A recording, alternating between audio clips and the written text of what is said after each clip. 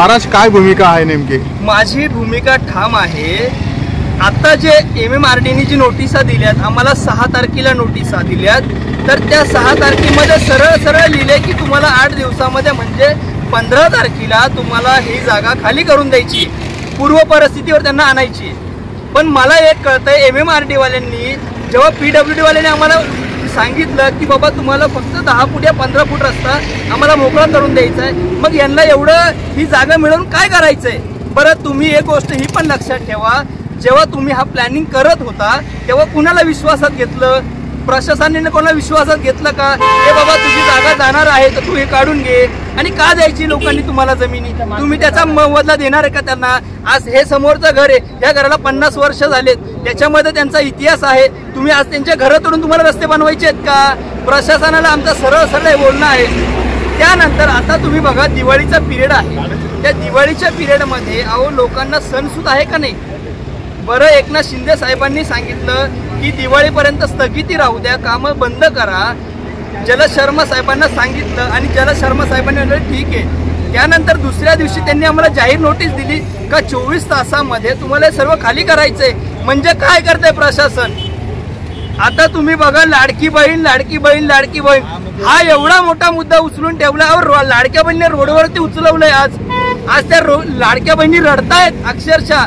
मग शिंदे साहेबांना नाही समजत आहे का की बहिणींची परिस्थिती आज काय आहे, किंवा हा समाज रोडवरती का उतरलाय? प्रशासन यांना का त्रास देत आहे? तर आमचं सरळ माझं म्हणणं आहे, तुम्हाला आमचे आश्रम तोडून, आमचे मंदिरं तोडून तुम्हाला काय मिळवायचंय?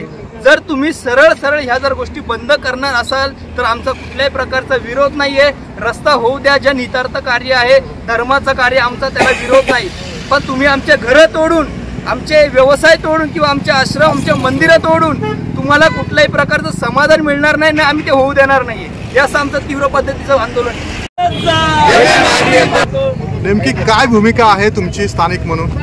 स्थानिक म्हणून नाही, आमची शेतकरी म्हणून भूमिका आहे। या शेतकरीचे मालक आम्ही आहे, जागेचे मालक आम्ही आहे, सातबारे आमच्या नावावर 70-72 पासून आमचे घर आहेत, जागा आहे, शॉप आहेत, आणि तुम्ही तुमच्या मनात आलं म्हणून MMRDने फक्त एक मॅप, गुगल मॅपिंगचं मार्किंग दिलं आणि या जमिनी अनधिकृत अशा घोषित केला। कुठला कायदा लागला? काय मुघलाई लागली का? ईस्ट इंडिया कंपनीचं सरकार आहे का? अहो, आमचं म्हणणं तर ऐकून घ्या। या जमिनी पूर्वापारपासून आमच्या हद्दीत, आमच्या ताब्यात आहे, आमच्या मालकीच्या, तिचं स्वामित्व आमचं आहे, आणि ते तुम्ही पाडायला आले। लोकांना सांगता शेतकरी रस्त्याला विरोध करतात, आमचा रस्त्याला अजिबात विरोध नाही। रस्ता करा तुम्ही, अजून करा, डबल करा तुम्ही, पण 50-50 मीटर तुमच्या बापाच्या जागा आहेत का? जमिनीच्या मालक आम्ही, आमचं लँड ॲक्विजिशन केलेलं नाही, आणि तुम्ही आमच्या जमिनी उकडायला आले, आमचे घरं पाडायला आले। कुठला कायदा कुठला आहे तुमचा? अहो, फाशी दिलेल्या आरोपीला सुद्धा त्याचं म्हणणं मांडायचं हे असतं। इथं जमिनीचे मालक आहे आम्ही, आणि आजपासून नाही, पूर्वीपासून मालक आहे, आणि तुम्ही आमचे घरं अनधिकृत पाडायला आले। फक्त तुमचा कोण वरती दिल्लीत बसला असेल, गुजरातला बसाल, त्याच्यासाठी चाललंय काय? शहरामध्ये 50 मीटर इथून तुडून शहरात जास्त लोक राहतात का ग्रामीण भागात लोक राहतात?